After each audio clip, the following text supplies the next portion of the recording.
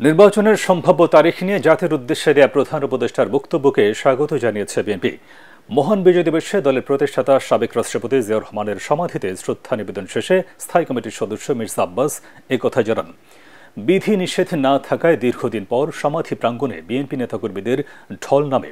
ফুলের শ্রদ্ধায় দলের প্রতিষ্ঠাতা বীর উত্তর জিয়াউর রহমানকে স্মরণ করেন নেতাকর্মীরা। পরে সাংবাদিকদের সাথে কথা বলতে গিয়ে মির্জা আব্বাস বলেন, শেখ হাসিনার স্বৈর শাসনমুক্ত দেশের মানুষ দীর্ঘদিন পর বিপুল উৎসাহ উদ্দীপনা নিয়ে বিজয় দিবস উদযাপন করছে।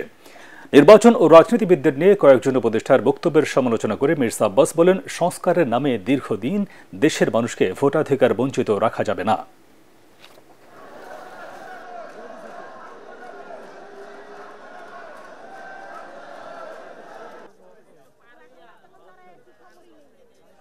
নির্বাচনে যারা পার্টিসিপেট করবে, যারা অংশীজন, তারা যদি চায় উনি যৌক্তিক সময় নির্বাচন দেবেন, সাধুবাদ জানাই, কিন্তু এর বাইরে কোনো কথা থাকতে পারে না। আর সংস্কার একটা বিষয়, এটা যুগ যুগ ধরে চলবে।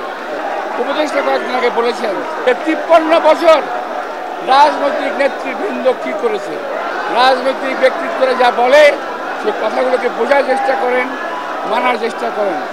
এই কথা ভাববেন না যে আমরা ক্ষমতায় যাওয়ার জন্য লালায়িত।